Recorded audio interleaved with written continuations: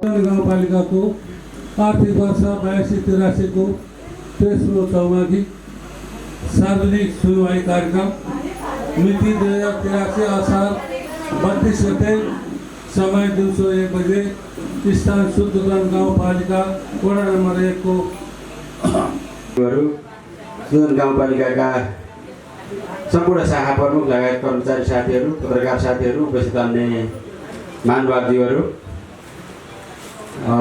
सधैँ चाहिँ हामी यो वर्ष पनि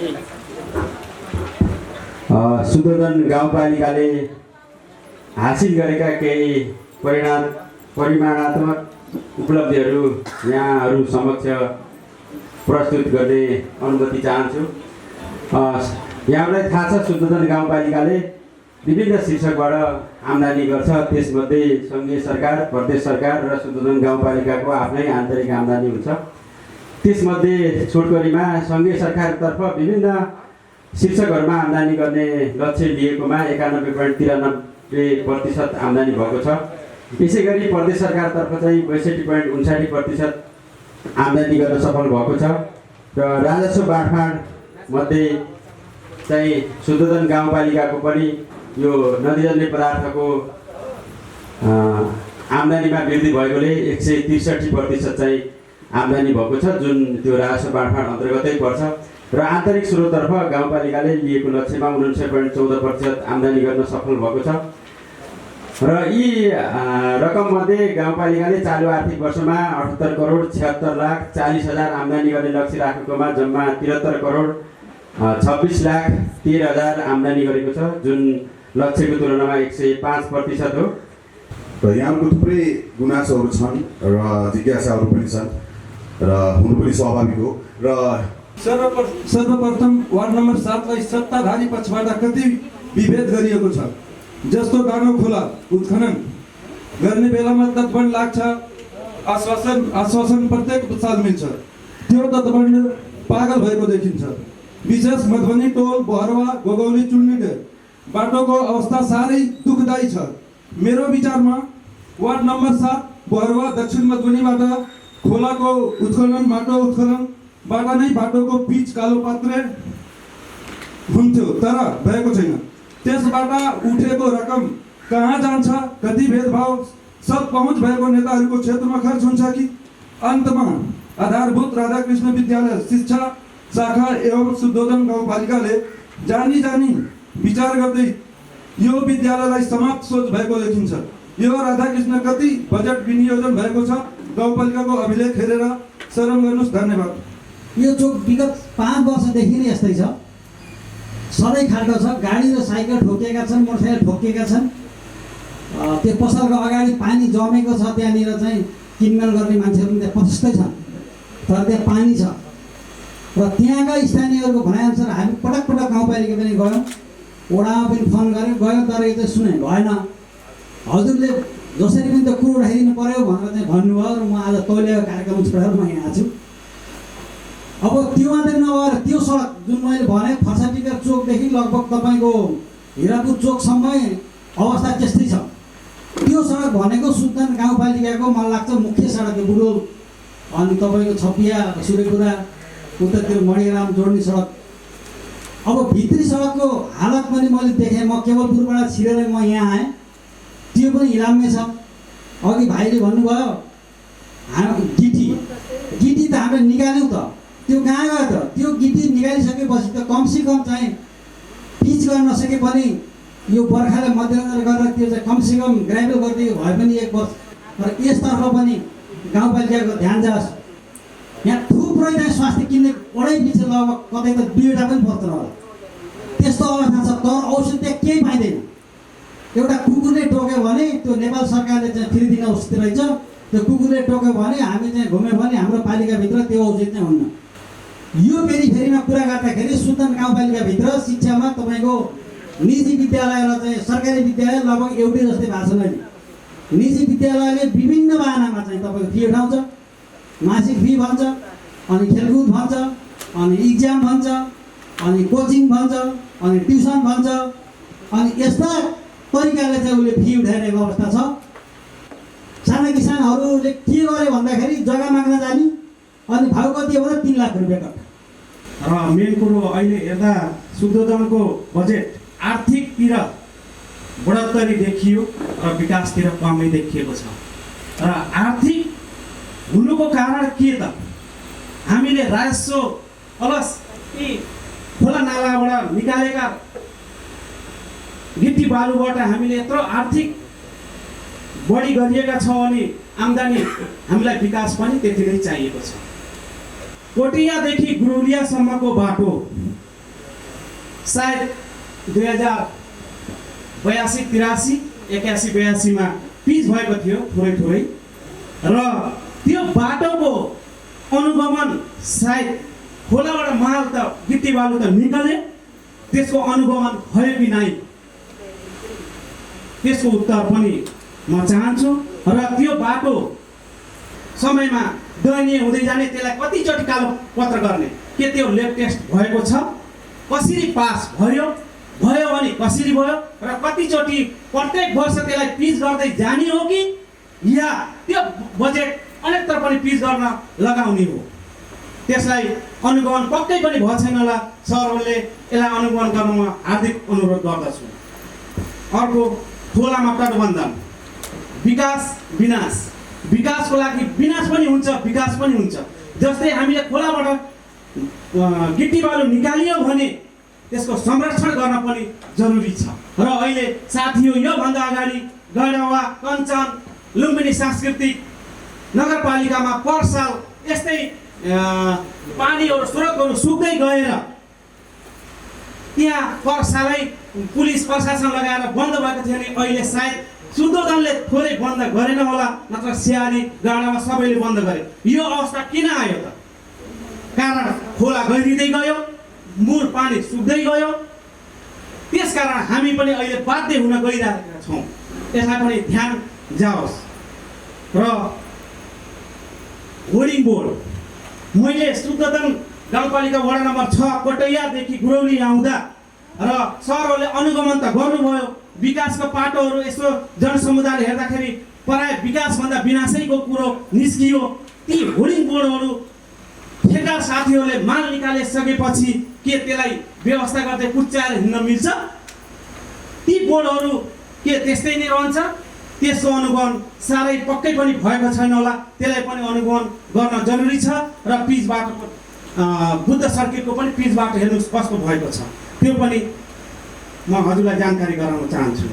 अर्को तपाईँको सार्वजनिक चिजको बाटो मैले योभन्दा अगाडि गाउँपालिकामा मैले यसको निवेदन पनि दिएको छु। तर सार्वजनिक सुनवाई आउँदासम्म पक्कै पनि यसको समाधान हुन्छ होला भनेको विचार अधीन भयो। किन भयो? र केही साथीहरूको नाम पनि त्यो निवेदनमा आएका थिए र सायद गाउँपालिकाबाट होला त्यो निवेदन फेरि वार्डमै गयो।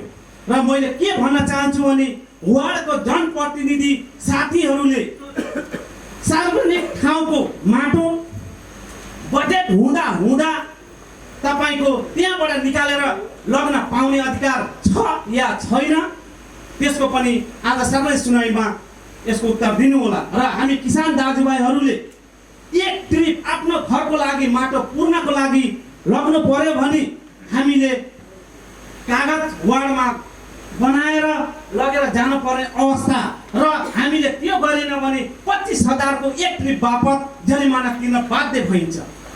र आज सार्वजनिक सुनवाईमा हाम्रा जनप्रतिनिधिले गरेको गलतको कुरो यो आजसम्म भएन। र पत्र फेरि वार्डमा दिनुभएछ। वार्डबाट मेरा साथीहरूलाई 2-4 जना साथीहरूलाई पत्र घर पुग्ने र हामीलाई पत्र नआउने कस्तो वार्ड हो? वडा नम्बर 6 को बारेमा म भन्दैछु। पत्र काट्नुभयो। हामी 7-8 जना साथी मध्ये 2-4 जनालाई पत्र घर पुग्यो तर हामीलाई पुग्न सकेन।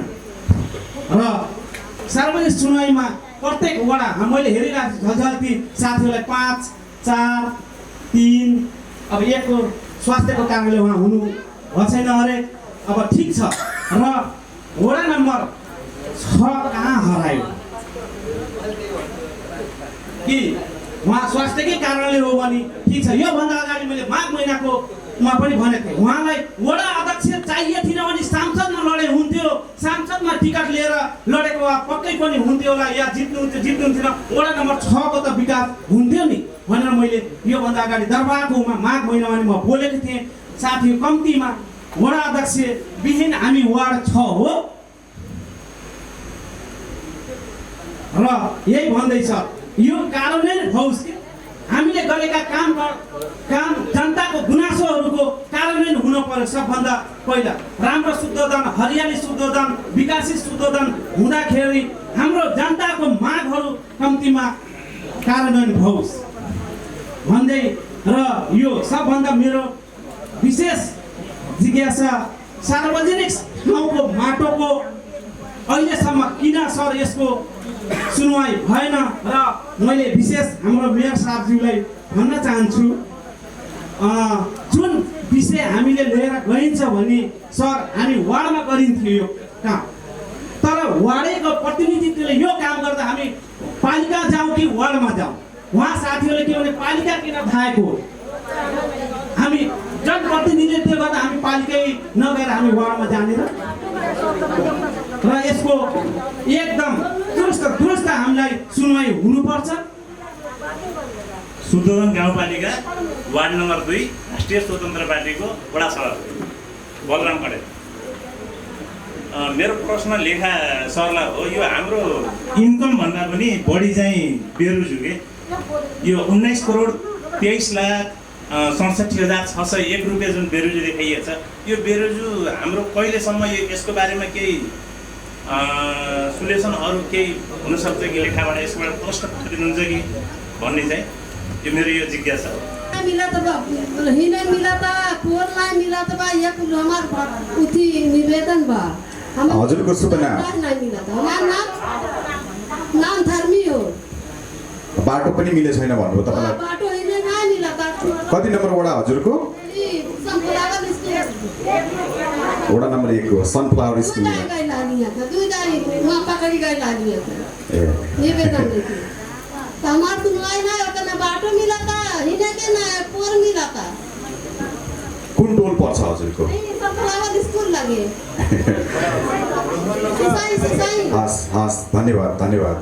गाउँपालिकाकै अध्यक्षज्यूहरूको विशेष पहलमा चाहिँ यो खोप यहाँ ल्याइएको हो। यो खोप चाहिँ जहाँ पायो त्यहाँ लगाउन पनि नमिल्ने भएको कारणले गर्दा पाइएको थिएन। त्यहाँ चाहिँ अहिले विशेषज्ञ डाक्टर पनि भएको भइसकेपछि चाहिँ यो खोप चाहिँ उहाँहरूले पहल गरेर ल्याउनु भएको थियो। यो चाहिँ अब सङ्घबाट नै हामीलाई चाहिँ प्रदेश हुँदै प्रदेशको आपूर्ति कार्यालय हुँदै चाहिँ यहाँ आउँथ्यो। अहिले चाहिँ सङ्घमै खरिद प्रक्रियामा के कसो भएर चाहिँ सङ्घबाटै यो खोप चाहिँ सप्लाई भइरहेको छैन। त्यसरी चाहिँ अब छिमेकी पालिकाहरूमा यो खोप लागू नहुँदा पनि हाम्रोमा चाहिँ लागू गरेर छिमेकी पालिकासम्म हामीले चाहिँ सहजता दिएका थियौँ। हाम्रो पालिकाकोले त पाउनु भयो, त्यो बाहेक चाहिँ छिमेकी पालिकाकोले पनि सेवा पाउनुभएको थियो। अहिले चाहिँ माथिबाटै सप्लाई नभएको र यो खोप फेरि यहाँबाट खरिद गरेर लगाउन पनि नमिल्ने, फेरि यो खरिद गर्ने चाहिँ माथि केन्द्रले नै गर्नुपर्ने भएको कारणले गर्दा सप्लाईमै समस्या आएको कारणले गर्दा यसमा समस्या आएको हो र हामीले चाहिँ यहाँबाट फेरि मन्त्रालयमा चिठी पनि पठाइसकेका छौँ, यसलाई सहजीकरण गरिदिनु पर्यो भनेर चाहिँ। हस् धन्यवाद। हार्दिक सम्मान। यो जुन लिई विद्यालयको शुल्कका सम्बन्धमा जुन प्रश्न उठाउनुभएको छ, यो लिई विद्यालयको शुल्क व्यवस्थापन सम्बन्धमा हाम्रो हरेक वर्ष विद्यालयबाट शुल्क प्रस्ताव गाउँपालिकामा पेश हुन्छ र शिक्षा समितिको बैठक बसेर सो बैठकको निर्णयअनुसार चाहिँ त्यो शुल्क उठाउने व्यवस्था छ र त्यसमा शिक्षा नियमावलीमै लिई विद्यालयले विभिन्न शिक्षकमा शुल्क लिन पाउने व्यवस्था भएकोले उहाँहरूले यो नियममा उल्लेखित विधामा रहेर चाहिँ हजुरहरूले शुल्क लिनु भनेर चाहिँ अब त्यो नियममा उल्लेख छ, हामीले पनि त्यही नै कुरा गर्नु पर्यो र हामीले पनि नियम मान्न बाहिर गएर उठाउन मिल्दैन। नियममा भित्र रहेर विद्यार्थीलाई उपलब्ध गराएको सुविधाका आधारमा चाहिँ शुल्क उठाउन हामीले छलफल गरेर निर्णय गरेका थियौँ र सही अनुसार उठाउनुहुन्छ। र त्यस्तै गरेर अर्को प्रश्न थियो राधाकृष्ण स्कुलको बारेमा। राधाकृष्ण विद्यालयमा कक्षा 8 सम्म सञ्चालन भइरहेको छ र गाउँपालिकामा 8 कक्षासम्म सञ्चालन पनि विद्यार्थीहरू करिब 100को भन्दा कमै विद्यार्थी त्यहाँ छन् र त्यहाँको लागि गाउँपालिकाले शिक्षक व्यवस्थापनको लागि हरेक वर्ष 1,50,000 रुपियाँ कक्षा 6, 7, 8को लागि अङ्ग्रेजी एकजना शिक्षक सङ्घीय शिक्षण सहयोग अनुदानबाट त्यहाँ व्यवस्थापन भएको छ भने बाँकी निःशुल्क शिक्षक व्यवस्थापन गरेर सञ्चालन गर्नुपर्ने बाध्यता भएकोले त्यो हरेक वर्ष 1,50,000 रुपियाँ हामीले दरबन्दी कम भएका विद्यालयलाई अनुदान भन्ने शीर्षकमा त्यहाँ जान्छ र त्योबाट चाहिँ शिक्षक व्यवस्थापन हुँदै आएको छ। हरेक भौतिक पूर्वाधारको सम्बन्धमा मर्मत सम्भारका के क्रियाकलापहरू चाहिन्छ भनेर हामीले पटक पटक कुरा गरेका थियौँ। यस वर्ष पनि शौचालय मर्मतको भवन मर्मतको कुरा गर्नुभएको थियो र त्यो मर्मत सम्भारसँग सम्बन्धित कुराहरू फेरि चाहिँ हाम्रो शाखाबाट हुँदैन, त्यो योजनातिरबाट हुन्छ र शिक्षा शाखाले गर्नुपर्ने चाहिँ त्यो विद्यालयको नियमित अनुगमन गरेर विद्यार्थीलाई सकेसम्म शैक्षिक सेवा उपलब्ध गराउनको लागि शिक्षक व्यवस्थापनमा चाहिँ गाउँपालिकाको शिक्षा समितिमा छलफल गरेर हामीले त्यो निर्णय गरेको बेला यहाँलाई जानकारी गराउँदछु। हस्, धन्यवाद। बाटोमा कुरा राख्नुभएको थियो, यो चाहिँ थर्सटिगर मैनिया एवं बुद्ध शरीर चाहिँ हाम्रो चाहिँ यो गाउँपालिका स्तरीय सडकमा चाहिँ खासै पर्दैन, त्यो चाहिँ प्रदेश स्तरीय सडकमै पर्छ। तैपनि हामीले चाहिँ यो लेप्चेदाई क्याम्पस हुँदै यो 7 किलो जाने बाटो भनेर पोर्खालै ठेक्का लगाएको थियो यो आर्थिक वर्ष। त्यसपछि त्यो चाहिँ मैनिया चोकको केही खण्ड पनि त्यसै उसमा ठेक्कामा चाहिँ सम्झौता भएको छ। अनि यो चाहिँ अलिकति यो महँगाई र पेट्रोलियम पदार्थको मूल्यवृद्धिको कारण ठेक्का चाहिँ सम्पन्न भएन। स्ट्रक्चरको काम चाहिँ भएको छ एउटा एकीकृत क्याम्पसतिर। त्यसपछि हामीले चाहिँ 4 नम्बर वडा से परोक्ताज्यू र हामी बसेर चाहिँ अब केही तत्काल गर्न मिल्ने चाहिँ हामीले मर्मत सम्भार मैनिया चोकदेखि पश्चिमतर्फ चाहिँ तालटुल कङ्क्रिटिङ गरेर हामी तालटुल चाहिँ गऱ्यौँ। अनि चोकको खाल्टोको विषयमा चाहिँ हामीले एस्टिमेट गरेर हेर्दाखेरि लगभग 30 लाख रुपियाँ चाहिँ जरुरत परेको हुनाले 30 लाख चाहिँ हाम्रो इमर्जेन्सी फन्डमा चाहिँ नभएको कारणले आगामी वर्षमा गर्ने अथवा ठेक्का प्रक्रियामा भएन भने चाहिँ हामीले इमर्जेन्सी गर्ने हिसाबले चाहिँ काम अगाडि बढेका छौँ। त्यसपछि अर्को आएको थियो कोटैयादेखि गुरौलीसम्मको पिचको विषयमा कुरा आएको थियो। शेरबहादुर दाइले भन्नुभयो जस्तै कोटैया चोकदेखि गुरौलीसम्मको सडक चाहिँ प्रदेशको मन्त्रालयबाट भएको काम हो। यो लगभग मलाई लाग्छ 2-3 वर्ष अगाडिको। त्यो चाहिँ अब उतै मन्त्रालय अथवा उतैको अफिसदेखि चाहिँ भएको। यस सम्बन्धमा चाहिँ हामीलाई केही पनि रिपोर्ट प्राप्त भएको छैन। त्यसपछि गत वर्षको चाहिँ हामीले पिच गरेको थियौँ अनि त्यसको चाहिँ ल्याब रिपोर्टहरू सम्पूर्ण चाहिँ हामीले गराइराखेको थियौँ। अर्को चाहिँ खोलाको तटबन्धको विषयमा कुरा उठेको। खोलाको तटबन्धमा यस वर्ष हामीले लगभग 2.5 करोड 75 लाख जतिको तटबन्धको ठेक्का गरेको छौँ। 2 करोड 75 लाख मध्ये एउटा चाहिँ ठेक्का लगभग 1 करोडको चाहिँ कामै चाहिँ भएन। ठेक्दार चाहिँ सम्झौता गर्यो, काम चाहिँ गरेन। त्यसलाई चाहिँ कारबाही गर्नुलाई हामीले ताकिदा पनि गऱ्यौँ। ब्याङ्कबाट पैसा त्यसको जफत गरेर पनि राखेको छौँ। त्यसपछि कारबाही प्रक्रिया पनि अगाडि बसेको छ। एउटा चाहिँ ठेक्का गरेर चाहिँ हामीले एउटा प्याकेजको ठेक्का चाहिँ हामीले सिसोवा, त्यसपछि यो सिसौघारी अनि इङ्गुरिया, त्यसपछि गुरौली केही स्थानमा चाहिँ भएको छ। मधुबनीको केसमा चाहिँ यता शुद्धोदनबाट चाहिँ हाम्रो चाहिँ बाटो नभएको, हाइट धेरै भएको, त्यहाँबाट जान नमिल्ने भएको चाहिँ यता हामी चाहिँ गैडवा हुँदै जानुपर्ने भएको थियो। त्यसपछि त्यहाँ चाहिँ गैडवाले चाहिँ नदी जाने उत्सम्म गर्दाखेरि चाहिँ गहिरो खाल्टो भएकोले त्यहाँ चाहिँ आउनु सम्भव भएन।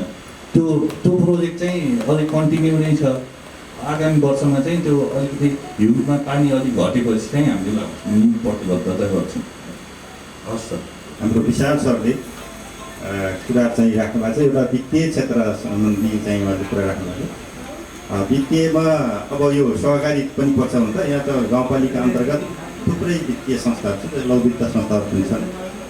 त्यस अन्तर्गत र सहकारी पनि वित्तीय क्षेत्र भएकै हुनाले उहाँ सरले कुरा राख्नुभयो, एकदम जायज कुरो छ। वास्तवमा यो वित्तीय क्षेत्रका कुरामा उहाँले कुरा के राख्नुभयो भने एउटा साना किसानका कुरामा 3 लाखसम्म लगानीका कुरा गर्नुभयो होइन सर? 3 लाख कट्ठा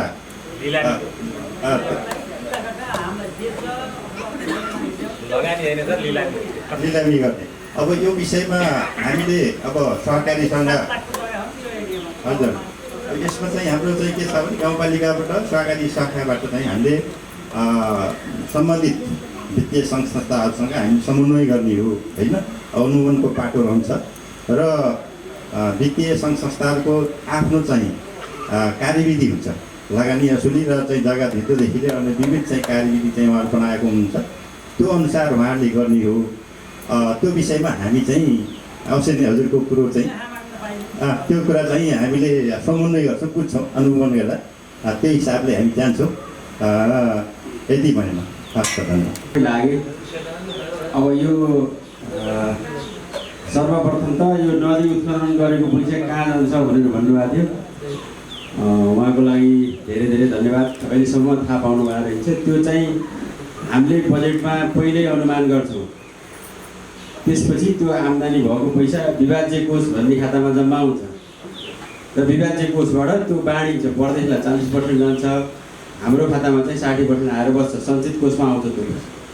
त्यसमा पनि अझै थपै आएन भनेर पनि जान्ने तपाईँलाई इच्छा भयो भने पनि गाउँपालिका आउनुभयो भने हामी त्यो बाटो पनि देखाइदिन सक्छौँ। र यो विषय फेरि कति लाग्यो भनेर प्रत्येक वर्ष अडिट हुने विषय हो। दायाँ बायाँ कहीँ जाला भनेर तपाईँहरूले चाहिँ शङ्का लाग्छ भने त्यो शङ्का चाहिँ मेटाउँदा हुन्छ। यो अडिटमै हेर्छ कति आम्दानी भयो, कति कसै खाता गयो, यसका खाता 2 रुपियाँ बढी गयो भने नेता निकालेर हाल भनेर त्यही रिपोर्टमा आउने विषय हो। अर्को कुरा चाहिँ यहाँ यो बेरोजुको सन्दर्भमा पनि भन्नुभएको थियो। यो चाहिँ बेरोजुको वर्गीकरण अनुसार राखेको थिएँ मैले। उहाँले चाहिँ अलिकति सुरुको हेर्नुभएछ, जम्मा चाहिँ बेरोजु हाम्रो 19,23,67,601 चाहिँ यो बेरोजु भनेको 74-75 देखि गत विगतसम्मको टोटल हो। त्यो चाहिँ अभिलेख हामी राखेको र अहिले चाहिँ यो अवधिमा हामी कति बेरोजु फर्सेट गरेको त भन्दा 8,55,34,294 रुपियाँ चाहिँ फर्सेट गरिसक्यौँ। र अब अहिले गाउँपालिकाको बाँकी बेरोजु भनेको जम्मा कति हो भने 10,68,33,307। यो फेरि यो अहिलेको 1-2 वर्षको मात्रै भने यो सुरुदेखि अहिलेसम्मको गत विगतको मात्रै सुन्न चाहनुहुन्छ भने 81-82 को जम्मा हाम्रो 87 लाख रुपियाँ मात्रै छ। यो कुरा म अवगत गर्न चाहन्छु। 8,55,34,294 यो उठिसकेको बेरोजु हो। उठिसकेको बेरोजु भन्ने हुँदैन हजुर, यो फर्चोड भएको बेरोजु। यो उठिसक्यो भने पनि फर्चोड भयो, कागजपत्र पेस गर्ने माथि विभिन्न तरिकाले बेरोजु औँलाएको हुन्छ। अनियमित भएको पेसकी बेरोजु प्रमाण पेस गर्नुपर्ने अथवा असुलुपर गर्नुपर्ने भनेर असुलुपर गर्नुपर्ने भनेको असुलुपर भयो, प्रमाण पेस गर्नुपर्ने भने प्रमाण पेस भयो, अनियमित देखिएको भन्नेलाई नियमितै हो भनेर नियमित भएर चाहिँ यो फर्चोड भएको। यो महालेखाको रेकर्डमा छैन। अहिले खालि सुदोधन गाउँपालिकाको बेरोजु भनेको 10,68,33,307 भनेको यो गाउँपालिका गठन भएदेखिको बेरोजु। धन्यवाद। अब म चाहिँ यो तटबन्धनको विषयमा चाहिँ कुरो आइसक्यो।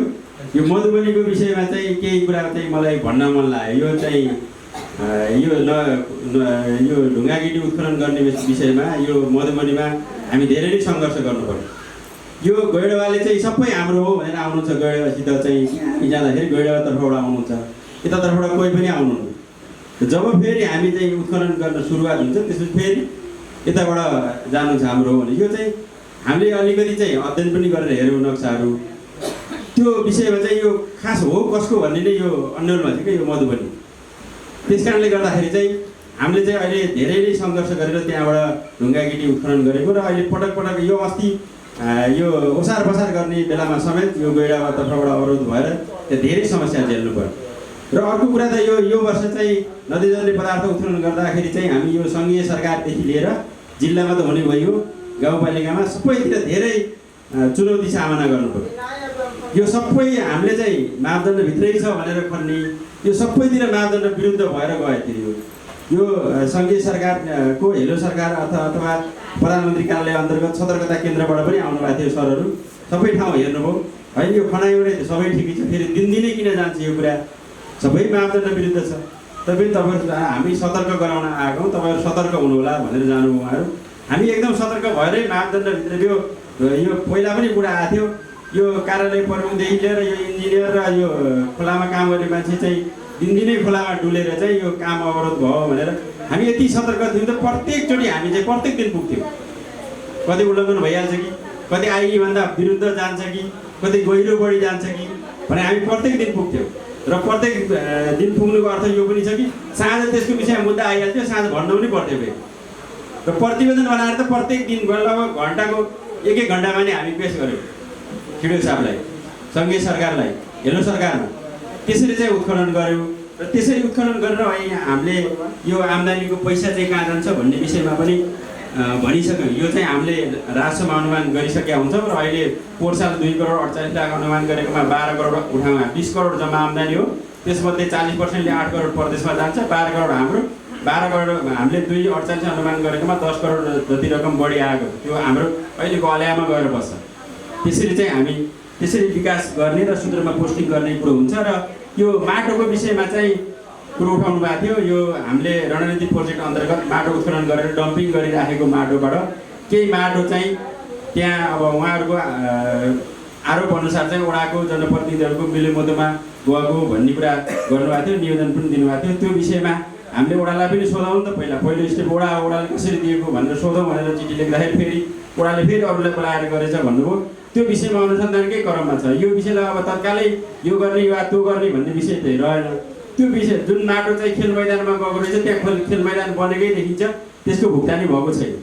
र 2 टिप्पर जति चाहिँ गुरुवली माविले जग पूर्ण भनेर लगेको छ त्यो माटो पनि हामी त्यहाँ भुक्तानी दिएका छैनौँ। त्यही भएर अनुसन्धानको क्रममै छ, हामी सोध्ने क्रममै छौँ। वडा अध्यक्षज्यूहरूलाई पनि अब यो असार बसान्त भएको भएर पनि अलिक बिजी भएर त्यसमा रिगरसली लाग्न चाहिँ सकिएको थिएन। र अहिले भएको केसको पनि जुन खेल मैदानमा गएको माटो खेल मैदान सम्माएकै छ, अहिले देखेको हामीले त्यसको भुक्तानी भएको छैन, 1 रुपियाँ पनि हुँदैन पनि। र गुरुवली माविमा 2 टिप्पर गएको विषयमा चाहिँ त्यो माटोको चाहिँ भुक्तानी भएको छैन, गुरुवली माविमा अरूको भुक्तानी भयो र त्यसलाई दिनु पऱ्यो भने फेरि पछि हामी कसरी हुन्छ निर्णय गरेर एउटा नीतिगत निर्णय गराएर चाहिँ यो उपलब्ध गराउँछौँ। अन्य तथ्य हस्, धन्यवाद। बजेट भाषण नभइकन खाली त गरायो, तर त्यहाँ नाली छैन, केही छैन होइन। त्यसको केहीको लागि खाली गराएर त्यो चाहिँ हामीलाई कमाल चाहियो होइन। अनि अर्को नम्बर हाम्रो शुद्धजनकमा जुन चाहिँ खोलो चाहिँ गिटी बाल्न पोख्यो, मनपरी उत्खनन गर्यो, बाकाइदा वडा उभिएर त्यहाँ उत्खनन गरायो। डम्पिङ चाहिँ खोला पारी भएको छ होइन, खोला वारी चाहिँ डम्पिङ गराएर फेरि त्यहाँदेखि निस्कट बोकाएर डाइरेक्ट क्रेसरमा गर्छ होइन। जुन चाहिँ हाम्रो चाहिँ गाउँपालिकाको हाकिम सरले भन्नुभयो हामी चाहिँ आएर हेरियो धोवन भएन भनेर, तर चाहिँ त्यहाँ 1 नम्बर वार्डमा सबभन्दा बढी धोवन भएको बुझ्नुभयो। तर यो हाम्रो 1 नम्बर वार्डमा केवल बाटो खाली गराएको कि अरू वार्डमा पनि हो। मैले सम्बोधन गर्न लागेन। मेरो नाम जितबहादुर राणा, शुद्धोदन छे गुरौली। हामी एउटा वडा कार्डले दिन भएको एउटा 6 नम्बर वार्ड, तपाईँलाई थाहै छ। अब त्यो 6 नम्बर वडा कार्यालय पनि मैले नै बताएको यहाँ बनाउने भनेर, तर वडा कार्यालय बन्दैछ, कसले भन्ने हो त्यसलाई, कसले निगरानी राख्ने हो, हामीले राखेर त भएन। त्यो सर्टिङ गरेको आदि निकाल्दै एउटाको भनेर लडेर गयो, बाँकी त्यसै छ। भवन त ठुलै बनायो, तर माथिको त्यो एउटा के हो, त्यो केटाकेटी खेल्ने हो या यस्तै सभा हल हो, सानो एउटा कोठाको 3टा हल छ। बडा दुःख लाग्दो कुरो छ। त्यत्रो हल बन्नको बादमा, घर बन्नको बादमा हल सानो छ, त्यो पनि तपाईँहरूले हेर्नुपर्ने चिज हो नि। र मैले योभन्दा पहिलेको कार्यकालमा पनि किशुन चन्दजीलाई मैले भनेको थिएँ हाम्रो वडा नम्बर 6 मा बहुत आम्दानी छ, जस्तै खोलाको आम्दानी उठाउनु भयो त्यस्तै चक्करखुला तालको आम्दानी छ भनेर मैले बताएको थिएँ। अब वडा नम्बर 6 को त्यो उता भर्ने माटो भर्ने त ठेकदारको काम होला नि, त्यही माटोले भरियो। 1 ताली ट्र्याक्टरको 1 ताली पनि माटो आइन् त्यहाँ। त्यो किन भयो एउटा कुरा। अर्को मैले के भनेको थिएँ भने हाम्रो त्यो चप्परमा ताल तकरिबन 2-2.5 किलोमिटरको लम्बाइमा छ। 10.5 बिघाको प्लाट हो। पहिला यसलाई नापेर छुट्याउँ, वारिपारी जमिन छुट्याउँ, त्यसपछि त्यसलाई राम्रो तरिकाले बनाऊ भनेको। तै खने छ कोही कति खन्यो भन्दा बिस्तारै सुरले फेला पारे जस्तो भने जस्तो फेला पारेको जस्तो खने कहीँ खाल्टा बनाएको छ, लिएर त्यो पूर्णिमा डुङ्गुर बनाएको छ। यसो सोधपुछ हुन्छ के हुन्छ, त्यहाँदेखि 500 बिघा के भन्छ सिँचाइ हुने त्यो चप्परमा ताप। अब त्यो कुरो साफ गरिदिएको छैन, त्यो चिज पनि हेर्न पर्ने हो। त्यस चिजमा तपाईँहरूले गौर गरिदिनु होला। र मैले आफूले देखेको चिज मैले भन्दैछु। अहिले म गाउँतिर नै आएको थिइनँ, घरबाट गाउँमा आउँछु भन्दाखेरि गाउँभित्र धान रोप्ने खाल्टा छ, हिलो छ। हेर्नुहोस्, त्यो लाग्दै अलिअलि त्यहाँ गिट्टी हालिदिएको भने त हुन्थ्यो नि, छैन। हिलो छ एकदम। मात्रै जहाँबाट मुड्यो गाडी त्यहाँदेखि त्यति गाउँभित्र त्यस्तो खालको छ। त्यसलाई जब गिट्टी निकाल्न सक्छ भने तपाईँहरूले नै अनुगमन गरिदिनु होला। र आजको खादको विषयमा मैले भन्दैछु, म दोबारा फेरि है। खाद आउँछ, आउन त आउँछ, नआएको होइन, तर 4 बिघा पनि 50 केजी, 25 केजी, 5 कट्ठा पनि 25 केजी, 2 कट्ठा पनि 25 केजी। त्यो तरिकाले कहाँ पाउन सक्दैन नि। खाद पाउनु मुस्किल छ अहिले। हेर्नुहोस्, रुन्छन्, रोएर के गर्ने? बाध्यता उही सुन्ने कुरा जिन्दाबाद। के गर्ने है? त्यो पनि नजिक भएको नाताले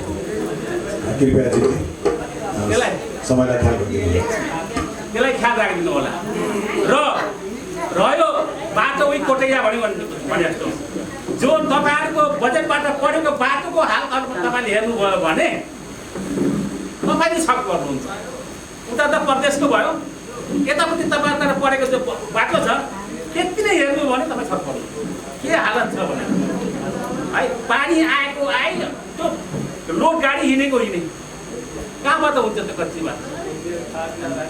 त्यो चिजहरू तपाईँहरू त उत्तर साइडबाट आउनुहुन्छ, दक्षिण भएर जाने तपाईँहरू कोही पनि हुनुहुन्न। कहिले कसो यसो पश्चिमबाट घाम दुख्छ यस्तो यसो घुम्नु चक्कर मार्नुभयो भने तपाईँले त्यो जग्गाको हालत के छ कसो छ भनेर बुझ्न सक्नुहुन्छ। अहिले स्कुल र पुलको बिचमा त्यहाँ एसिड हुन्छ नि भने जस्तो भइसकेको छ। उताबाट जो धनौरा जान आउँछ त्यसले विपत्ता बनाइसकेको छ, कोटिया चोक विपत्ता बनाएको छ। रह्यो एउटा तपाईँले के अरे गैँडोवा र शुद्धोधनको झगडा हुन्छ भनिकन तपाईँहरूले मात्रै गएर त कहिले सफ हुँदैन। त्यो गाउँको मान्छे जानुपर्छ, त्यो गाउँको वृद्ध मान्छेहरू जानुपर्छ, कहाँसम्म छ त हाम्रो खोला भनेर। जतिखेर हामी पनि गएका थियौँ भने सुन्चेपुरा र जतिखेर सिडिओको पालामा एमपिएको पालामा हामी गएर वारिपारि त्यो गैरबाट हामी भएको त भन्न त उसले पनि मेरो भन्छ नि। जस्तो हाम्रो जङ्गलको पश्चिमपट्टि अहिले गैरवाल निकाल्यो कम्प्लिट, त्यो गैराको होइन। जहाँ पुल बन्दैछ त्योभन्दा पारि हाम्रो वडा नम्बर 9 पर्थ्यो। हेर्नुहोस्, धनौरा भाटा भन्ने पर्थ्यो त्यहाँ, हेर्नुहोस् त्यो पारि परेछ। जहाँ डम्पिङ गर्छ त्यो हाम्रो धनौरा पहिलाको। तपाईँहरूले जब तक त्यो गाउँको मान्छे लगेर जानुहुन्न तपाईँहरूले पत्ता पाउन सक्नुहुन्न। त्यसो भएर त्यो नदी त्यही मान्छे संरक्षण गरेको हुन्छ जो गाउँको नजिक छ, खोलाको नजिक छ। त्योसँग तपाईँले सोधपुछ गर्नुपर्छ र बल्ल थाहा लाग्छ। ल र यो चप्परखोला ताललाई राम्रोसँग व्यवस्थित गर्नु होला। पहिला नापेर जग्गा छुट्याएर यो नाइकी खण्डै जाने जग्गा पर्छ त्यतै त्यो नहोस्। र अहिलेको हालतमा पानीले केही पनि गरेको छैन। अगर पानी आयो भने गुरौली र भैरवा पुरै डुब्छ। त्यो अनुसारले अहिले त पानी छैन, त्यो सफाइ भएकै छैन। कुलोमा गएर माटो हालिदिएछ। तपाईँहरूले गएर कहिले यसो अपलोड गर्नु होला के हालत छ भनिकन।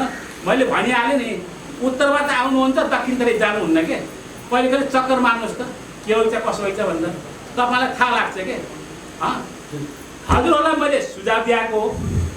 र यो गिट्टीको बारेमा जुन खोला गाउँको नजिक छ त्यो के अरे 30% पाउँछ भनेर त्यतिखेर हाम्रो छलफल भएको। हेर्नुहोस् 20% पाउँछ तर 30% हामीलाई चाहिएन।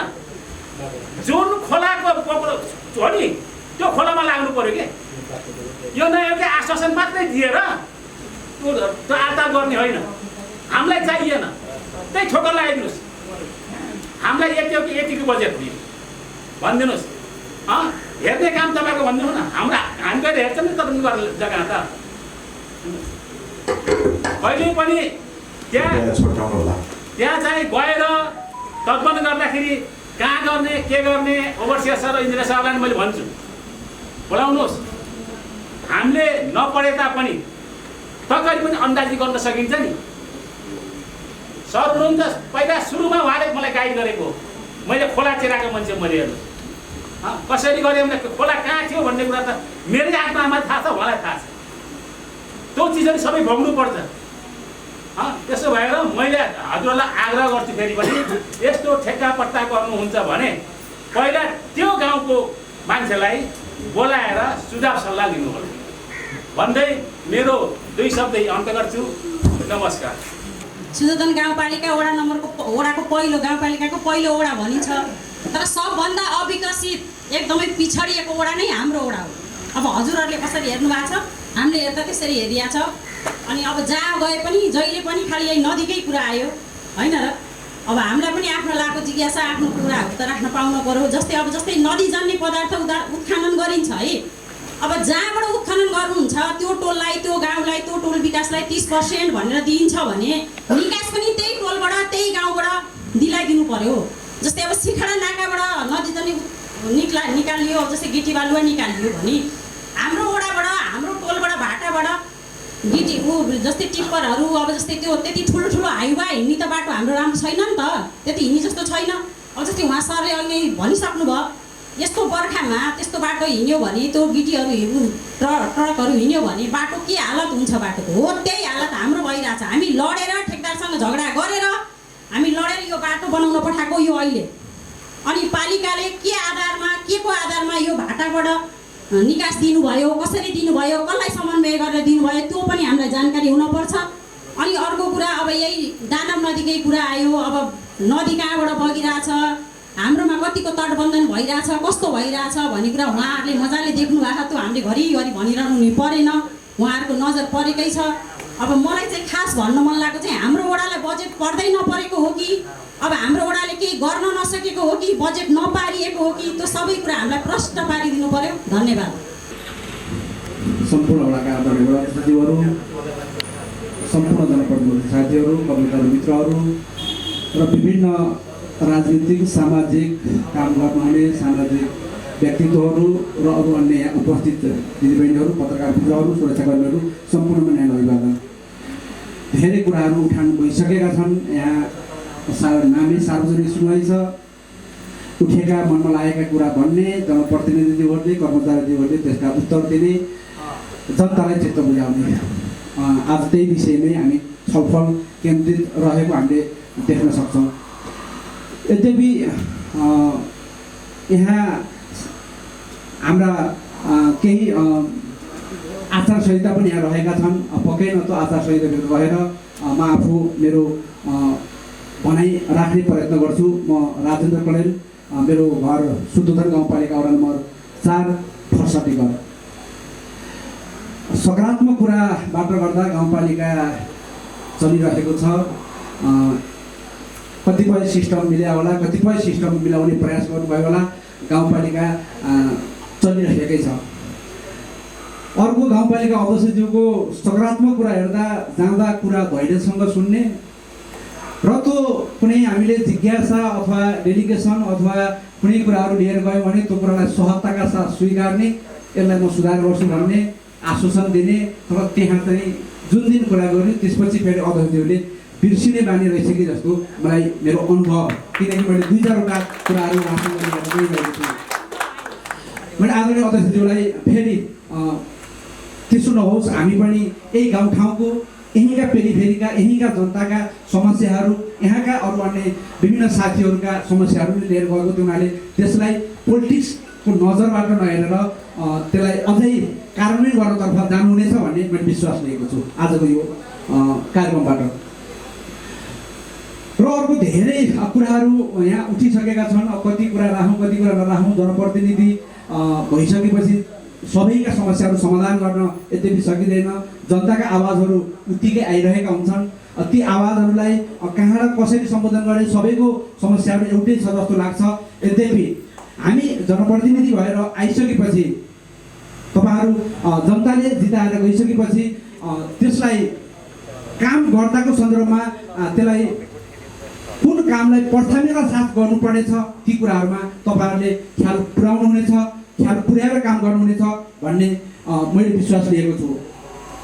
खास गरी हाम्रो गाउँपालिकामा हिजो यही गाउँपालिकामा म आफू पनि जनप्रतिनिधिको हैसियतले काम गर्ने अवसर पाएको थिएँ।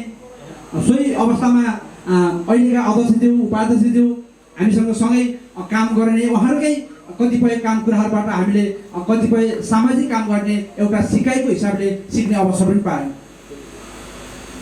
तर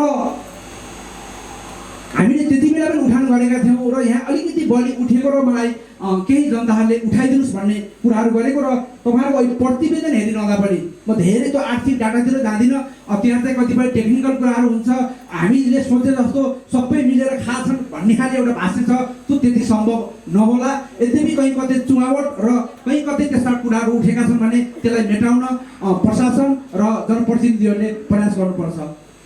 अर्को एउटा अलिक बढी उठेको कुरा तालिम र अस्ति भर्खर मैले एउटा न्युज पनि हेरेको थिएँ। न्युजमा वितरणमुखी बजेटहरू बढी भएको छ शुद्धोधन गाउँपालिकामा भन्ने कुरा उठेको छ।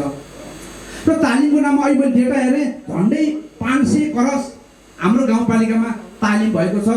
500 करोडका सङ्ख्या धेरैले तालिम पाउनु भएको छ। उहाँहरूले त्यो तालिम लिएर मैले हेरेँ कसको कति दिने भनेर हेरेँ त्यसको डेटा।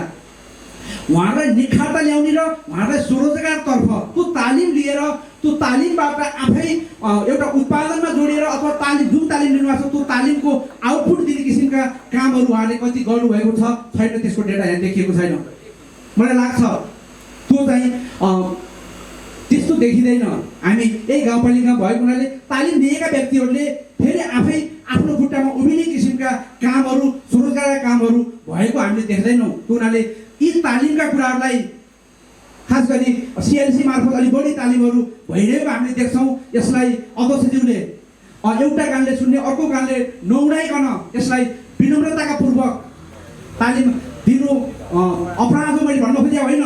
त्यसबाट आउटपुट कति आएको छ त्यो कुरालाई चाहिँ आदरणीय अध्यक्षज्यूले ग्रहण गर्नुहुनेछ र आफ्नो गाउँपालिकामा त्यसलाई सुधारात्मक ढङ्गबाट अगाडि बढाउनुहुनेछ भन्ने मैले विश्वास लिएको छु। र अब हामी यो स्थानीय तहको अब अन्तिम आर्थिक वर्षमा रनिङ भइरहेका छौँ। यद्यपि आजबाट यो आर्थिक वर्ष सकिन्छ, अब अर्को 83-84 आर्थिक वर्ष रनिङ हुँदैछ। तर यो भित्रमा हाम्रो गाउँपालिकाले उल्लेखनीय कामहरू के गरे त्यसका डेटाबेसमा हामीले यी कामहरू गऱ्यौँ। भौतिक पूर्वाधारमा यो गऱ्यौँ, शिक्षामा हामीले यो गऱ्यौँ, स्वास्थ्यमा हामीले यो गऱ्यौँ, किसानहरूको लागि हामीले यो गऱ्यौँ, रोजगारको लागि हामीले यो गऱ्यौँ भन्ने कुराहरूको डेटासहित आउँथ्यो भने अझै राम्रो हुन्थ्यो।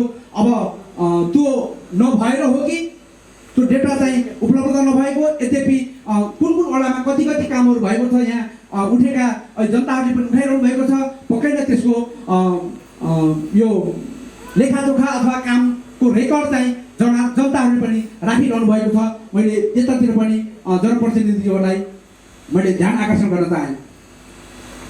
अर्को विभिन्न शीर्षकहरूमा राजस्व उठाउन जुन किसिमको प्रेरित गरिएको छ अथवा राजस्व उठाउनलाई चाहिँ अब जुन किसिमको पहल गरिएको छ सोही अनुसार सम्बन्धित क्षेत्रहरूलाई त्यो किसिमका कामहरू भएका छन् कि छैनन्, त्यो क्षेत्रमा त्यो किसिमका तालिमहरू अथवा त्यो क्षेत्रका जुन क्षेत्रका राजस्व उठाइएको हुन्छ त्यो क्षेत्रका जनताहरूलाई त्यो किसिमको एउटा उनीहरूलाई यो अझै आफ्नो व्यवसायमा उनीहरूलाई उत्प्रेरणा हुने किसिमको कार्यक्रमहरू भएका छन् कि छैनन्, मैले त्यता पनि ध्यान दिन चाहन्छु।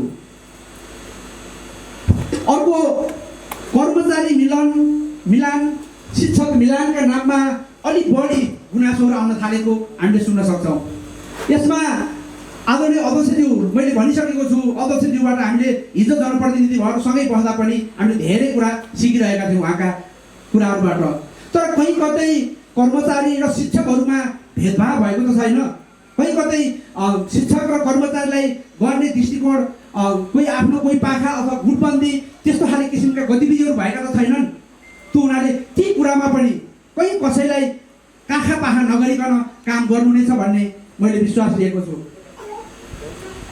हुन त कुरा उठ्छ, हिजो उहाँ आफू जनप्रतिनिधि भएर हुँदा यी मैले उठाएका प्रश्नहरू हिजो हामी कति गऱ्यौँ कति गर्न सकेनौँ, यद्यपि हामी त्यहाँ जनप्रतिनिधि हुँदा सबै ठिक थियो भन्ने मलाई लाग्दैन। हामीले गरेका कामहरू पनि बेठिक हुन सक्थे। यद्यपि अहिले सुधार गर्ने ठाउँमा तपाईँहरू भएको हुनाले त्यो सुझावलाई सकारात्मक ढङ्गले लिनुहुनेछ र कानुन गर्नतर्फ तपाईँहरू लाग्नुहुनेछ भन्ने मैले बुझेको छु।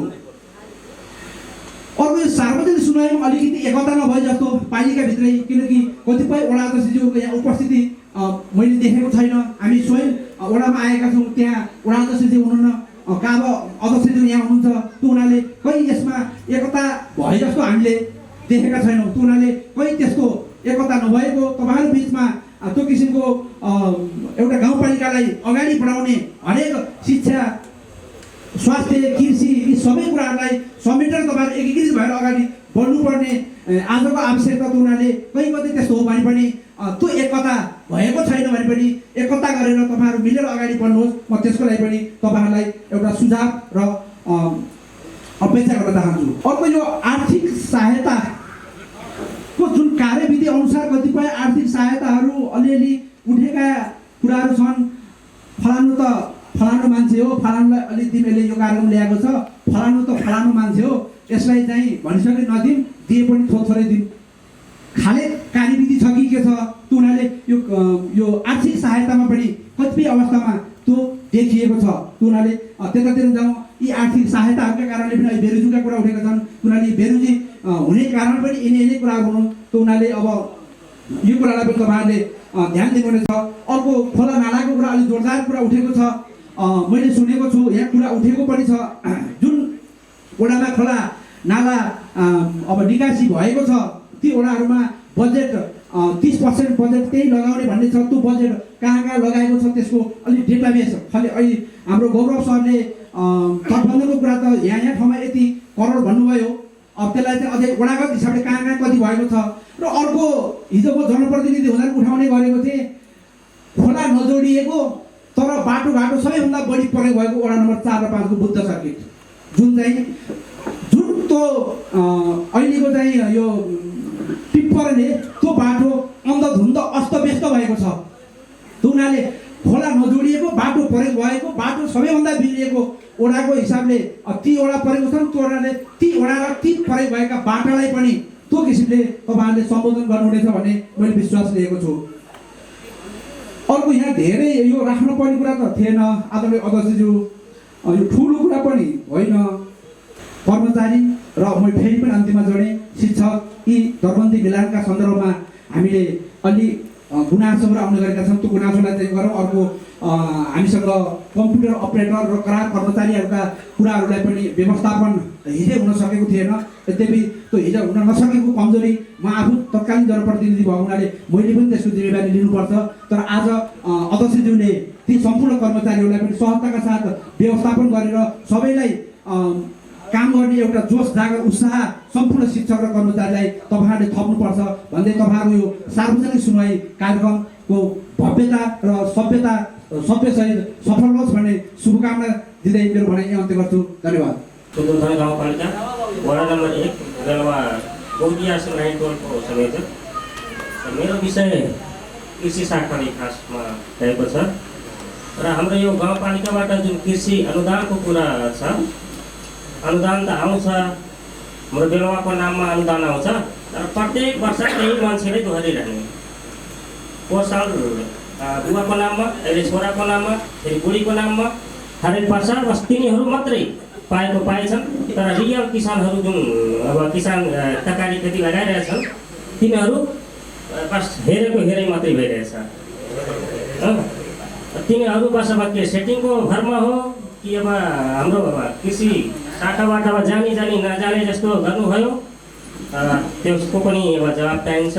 र एउटा कुरा हाम्रो यो बौद्धियासँग रानी टोलमा जुन बौद्धियादेखि त्यो लुम्बिनी रोडमा जोड्ने बाटो जुन थियो त्यसमा बजेट पर्यो र त्यसमा अब त्यो ठेक्का मार्फत बनाइयो कि उपभोक्ता समितिबाट, त्यो पनि हाम्रो टोलले केही जानकारी नभइकन त्यो बाटो बन्यो। पछि थाहा भयो हामी लगाउँदा त्यो 8 लाखको बजेट थियो र टोललाई केही जानकारी छैन। त्यो पछि पत्ता लगाउँदा त्यो उपभोक्ता समितिबाट बनेको हो भनेर त्यहाँ जानकारी पाइयो, तर त्यहाँ होली बोल पनि छैन कतिको बजेट हो कुन के भनेर केही त्यहाँ केही त्यसको सूचना बोर्ड जो थिएन। त्यसको पनि अब भनिदिनुहोस्। यति नै मेरो भनाइ है। आज चाहिँ म चाहिँ प्रश्नहरू भन्दा पनि यो ठाउँलाई कसरी गर्न सकिएला भनेर 2-4वटा सुझाव मात्र लिएर आएको छु। अब कुरा उठिसकेको छ, खोलाको गिट्टी बालाको बाटो खत्तम भयो, बाटो नराम्रो भयो भनेर। अब त्यो मैले दोहोऱ्याइराख्नु पर्ला जस्तो मलाई लाग्दैन। अब हामीले सबैलाई विदितै छ बाटो खराब छ, बाटोलाई कसरी गराउन सकिएला भन्ने पनि सबैले यहाँ भए जतिका सबैले प्रश्न गरिसक्नु भएको छ। तैपनि म चाहिँ अहिले जम्मा 2टा सुझाव प्रश्नसहितको सुझाव हो। हाम्रो वार्ड नम्बर 1 तरकारी धेरै उत्पादन गर्ने वार्ड अन्तर्गत पर्दछ, तर हाम्रो के छ भन्दाखेरि खडेरी हरेक वर्ष चाहिँ यसपालि पनि खडेरी परेको थियो। अहिले भर्खर हल्का पानी पर्यो साउन लाग्दाखेरि। खडेरीले गर्दाखेरि पानीको मान हरेक वर्ष सुक्दै गइरहेको छ, तर हरेक वर्ष पम्पीसेटको र मोटरको अनुदान मात्रै आइरहेको छ। अनि यो ठाउँलाई स्थलगत तहगत सिँचाइ खोलाको पानीले कसरी सिँचाइ गर्न सकिएला भन्ने कुनै पनि प्रावधान देखिएको छैन। अब यसको लागि के गरिरहेको छ पालिकाले, माथिबाट प्रदेशबाट पनि कसरी आइरहेको छ, तहगत सिँचाइ कसरी चल्नेवाला छ, यसको बारे पनि एकचोटि ध्यान आकर्षण गराइदिन अनुरोध गर्दछु।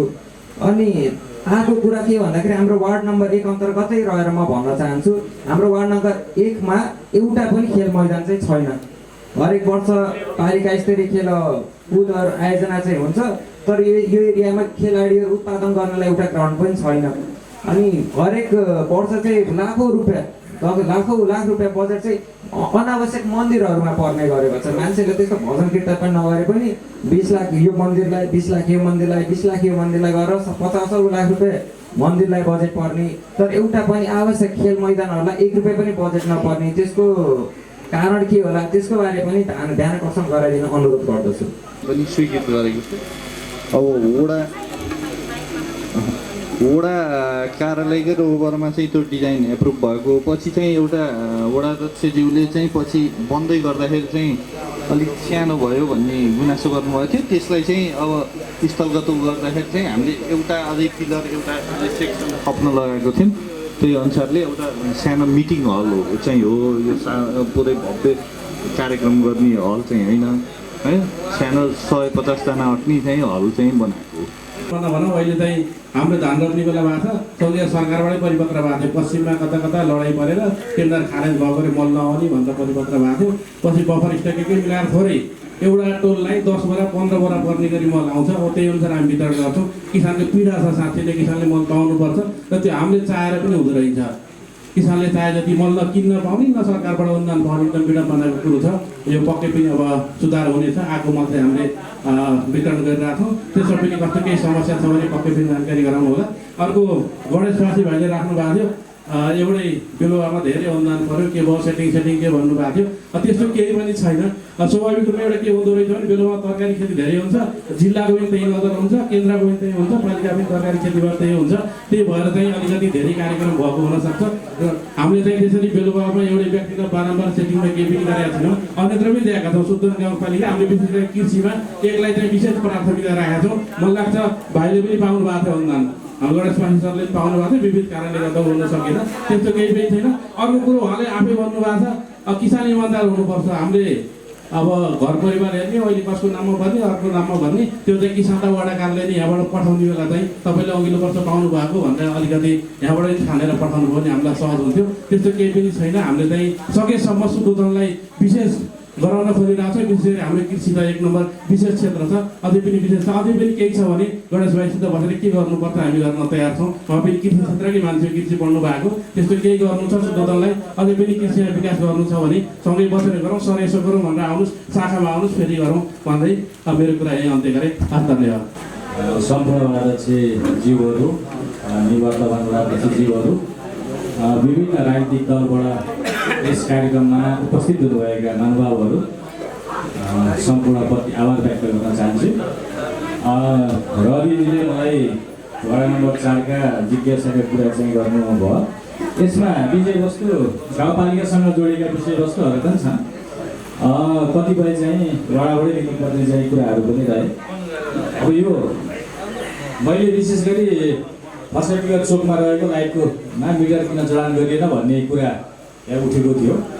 यसमा खास गरी प्रदेश सरकारले एउटा लाइट ल्याएर त्यहाँ हालेको अवस्था चाहिँ छ र त्यसको फाउन्डेसनको चाहिँ वर्किङमा मैले इस्टिमेट हेर्दाखेरि त्यो फाउन्डेसन र राउन्डिङ गर्ने काम त्यो स्टेटमा चाहिँ रहेको रहेछ, त्यो एउटा काम भएको छैन र प्रदेशको ऊर्जासँग चाहिँ कोर्डिनेट गर्दाखेरि उहाँहरूले हामीलाई चाँडोभन्दा चाँडो हामीलाई हस्तान्तरण गरिदिनुहोस्, त्यसपछि हामीले प्रक्रिया अगाडि बढ्छौँ भनेका छौँ। केही दिनपछि उहाँहरूले त्यो अधुरो काम पनि कुरा गर्नुहुन्छ र हामीलाई हस्तान्तरण गरेपछि हामीले मिटर जोड्ने काम चाहिँ अगाडि चाहिँ बढ्छौँ।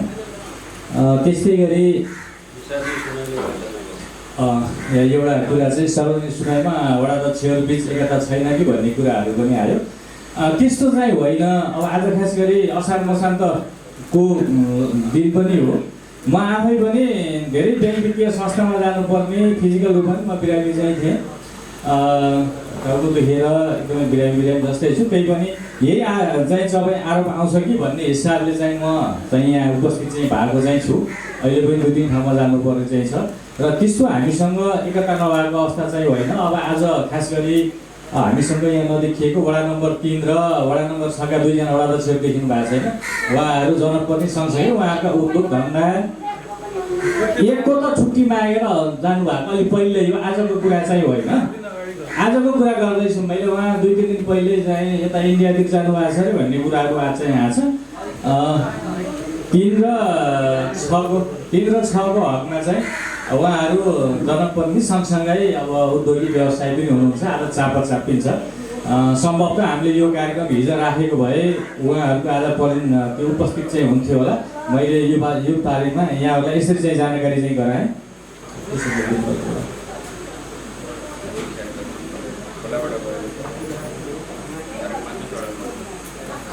अहिले राजेन्द्र सरले उठाउनु भएको कुरा यो के छ भने सबै वडा अध्यक्षज्यूहरूले हाम्रोमा चाहिँ खोला छ, राजस्वको पाटोको चाहिँ कुरा गर्नुहुन्छ। तर त्यो राजस्व आउँदै गर्दा गाडी हिँड्दै गर्दा सबभन्दा बढी चाहिँ पीडा चाहिँ तिम्रो चाडलाई पनि छ। त्यो स्वाभाविकै हो। धेरै चाहिँ तपाईँको यता किलोदमातिरको ठेकेदारहरूले ठेक्का लिइदिनु भयो भने त्यो निकासी हिँड्ने बाटो नै अब यो बुद्ध सर्किट नै हुँदै गर्दा बुद्ध सर्किटको धेरै भाग चाहिँ 5, 4, 3, 6को केही भाग पर्दै गर्दाखेरि ती बाटाहरूमा केही क्षति चाहिँ पुगेको अवस्था चाहिँ छ। हामीले फर्स्टटिगर चोकमा पनि अलिक ठुलो क्षति चाहिँ भएको छ। त्यसलाई हामीले यो चाहिँ तपाईँको यो निकासी यो टिप्परहरूको यो दुवानी सड्के लगत्तै अब गाउँपालिकाले यो वर्ष बुद्ध सर्किट लगायतका विभिन्न सडकहरू मर्मतको लागि चाहिँ बजेट व्यवस्थापन गरेको छ। जहाँ कति आवश्यकता छ त्यही अनुसारले हामीले सडकहरू मर्मत गर्दै जानेछौँ। लिएर जानुभयो भनेर भन्नुभएको थियो। अब त्यो विषयमा चाहिँ अब हामीले चाहिँ घाटगति स्थलमा नापेकै हो, हेरेर निकासी दिएको हो। त्यहाँभन्दा अब अरू बेला लगेको त प्रहरीले पनि जिम्मा लिनुपर्ने हो। प्रहरी पनि त्यतिखेर कटेको हुन्छ साँझमा। हाम्रो नगर प्रहरी त साँझमा हुनुहुन्न। त्यतिखेरै जानकारी प्राप्त भएको भएदेखि हामी त्यतिखेर धेरै ठाउँमा हामी गएका पनि थियौँ र त्यो विषय जुन उठाउनु भयो अहिले चाहिँ अब समय व्यतीत भइसकेको छ। त्यस कारणले गर्दा यही कुरा म जानकारी गराउन चाहेँ। यो नदीजन्य पदार्थबाट आएको रकम 30% चाहिँ कता जान्छ कता भन्नुभएको थियो। यो हामीले गाउँपालिकाले चाहिँ स्पष्ट रूपमा नदी प्रभावित क्षेत्रमा खर्च गर्नु भनेर चाहिँ यो निर्देशन दिएकै हो उहाँहरूले। तर आयोजनाहरू जाँदाखेरि फेरि तपाईँहरूले जानकारी भएन भन्नु त्यो हाम्रो वार्षिक विकास कार्यक्रमको किताबमा हेर्नुभयो भने नदीजन्य पदार्थबाट भनेर हामी यतापट्टि जानकारीको लागि लेखेकै हुन्छौँ कुन आयोजना कुन शीर्षकबाट आयो भनेर। त्यस कारणले गर्दाखेरि तपाईँहरूले वेबसाइटमा गएर त्यहाँ हेर्नुभयो भने त्यो नदीजन्य पदार्थबाट आएको रकम कहाँ जान्छ, कसरी प्रयोग हुन्छ भन्ने कुरा पनि थाहा पाउन सक्नुहुन्छ भन्ने कुरा अनुरोध गर्न चाहन्छु। अरू केही सर नदीको विषयमा हाम्रो गुरौली नाकाबाट निस्किन्छ भने गुरौली नाकाको नियन्त्रण होस् त्यो पैसा, त्यो 30%। त्यो नाकादेखि अर्को नाकामा नजाओस् भन्ने कुरा हाम्रो गाउँ समाजको कुरा हो। किनभने हाम्रो चाहिँ खोलाबाट सबै विनष्ट हुने पैसा अतरा गएर हामीलाई के मतलब हो त? त्यतिखेर तपाईँहरू त्यहाँ आउँदाखेरि त्यो गाउँ सोध्नुहुन्न, सक्कल पनि देखाउनुहुन्न म जानेको। त्यो 30% हाम्रो त्यहाँ लागेको हुनुपर्छ। हामीलाई पैसा चाहिएन के, हाम्रो नदी नियन्त्रण हुनु पर्यो। नदी नियन्त्रण भयो भने त आने साल पनि निकाल्न सक्नुहुन्छ तपाईँहरूले। त्यो नदी नियन्त्रण भएन भने त आने साल तपाईँहरूले आउने सालमा तपाईँहरूले छोड्न सक्नुहुन्न त। मा बसोबास हामी सार्वजनिक सुनवाई कार्यक्रममा छौँ। सोही कार्यक्रममा आधारित रहेर मैले अब यो विभिन्न भौतिक वस्तुहरूमा आधारित प्रश्नहरू साथीहरूले राखिरहनु भएको छ। हामी वर्षै बिच यस्तै कार्यक्रममा भाग लिएर सुझबुझ गर्न पाएका छौँ। यो नै राम्रो लागेको छ। र मैले आफू यहाँ उपस्थित हुँदै गर्दा केही पद्धतिगत व्यवस्था अनुसारको एउटा सिस्टमेटिकल प्रश्नहरू बुदागत रूपमा सर्टकट रूपमा राख्न चाहन्छु। हाम्रो यस गाउँपालिकामा जनताले सूचना पाउने अधिकार सरलीकृत ढङ्गको हुबहु अत्याधुनिक र हरदम एकद्वार प्रणाली मार्फत टोल बस्तीसम्म पुगेर जनता सुसज्जित भएका छैनन् नि। यसबाट जनता सधैँ कति दूरदृष्टिता रहिरहने अवस्थाको यो कहिले तक हामी सहनुपर्ने हो? सम्बन्धित निकायले जवाफ दिनुहोला सार्वजनिक सुनवाईमा। प्रश्न नम्बर 2 मा हाम्रो शुद्धोधन गाउँपालिकामा जनताको हितको बजेट बन्दै गर्दा अन्यत्र पालिकाहरूमा जस्तै नागरिक अगुवाहरू, जनताका पार्टीका अगुवाहरू, समाजका विभिन्न तह र तबका नागरिकसँग अग्रिम समन्वय गरेको देखिँदैन नि। यस्तो अभ्यास प्रजातान्त्रिक शैली भएर कृपया जवाफ दिनुहोला। प्रश्न नम्बर 3 मा प्रत्येक पटक यस्तै गरी हुने सार्वजनिक सुनवाईमा अलि जनताको उपस्थिति कम हुने, उस्तै प्रश्न, उस्तै जवाफ र उस्तै कार्यशैली, उस्तै समाधान, उस्तै समस्याहरू मात्रै। वार्षिक आय वृद्धिमा केही वृद्धि भएको छ भन्ने सुन्न पाइन्छ, तर यो कुरा व्यवस्था अनुसारको हामी शुद्धोधनवासीहरू प्रगतिमा गएकै हौँ त? कृपया प्रश्न पारिदिनु होला। प्रश्न नम्बर 4 मा पालिकाको शिक्षा, स्वास्थ्य, कृषि, भौतिक निर्माण, स्वरोजगार, वृद्ध बालबच्चा, अपाङ्ग महिला आदिको सुसज्जित अधिकारमा आर्थिक वर्षभित्र राखिएको लक्ष्य र प्राप्त गरेको प्रगति विवरणको सारांश होर्डिङ बोर्ड राखेर जनतालाई क्लियरिटी दिए हुँदैन र? यी पटक प्रश्न यसमा के उसमा के त्यो नडाँटिकन त्यसमा जवाफ दिएको भए पुग्थ्यो। अनि प्रश्न नम्बर 5 भर्खरै हामी फर्साटिकट बजारमा एउटा शुद्धोधन उद्योग वाणिज्य सङ्घ गठन भएको छ। यसलाई यहाँहरूले कसरी हाम्रो पालिकाले हेरेको छ, कसरी यसलाई अगाडि बढाउने लक्ष्य राखेको छ? कृपया मिठो जवाफ दिनुहोला। धन्यवाद।